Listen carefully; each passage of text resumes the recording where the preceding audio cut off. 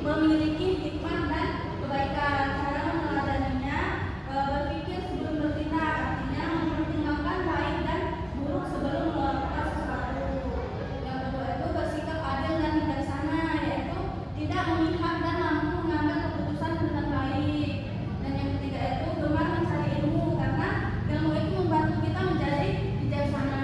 Dan yang keempat itu tidak tergesa-gesa dalam mengambil keputusan supaya tidak menyesal di kemudian hari. Adapun hikmah mempelajari Asmaul Husna, yang pertama itu meningkatkan iman dan takwa, yang kedua membentuk akhlak mulia, yang ketiga menumbuhkan rasa syukur, dan yang keempat menjadi pribadi yang lebih baik, yang kelima mendekatkan diri kepada Allah.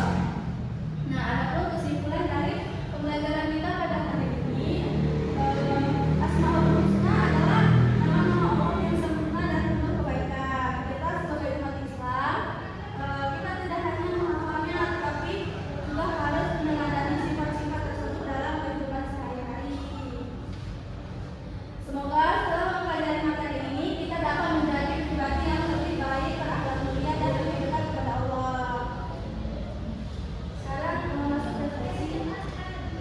Tolong dijawab ya semua kalian.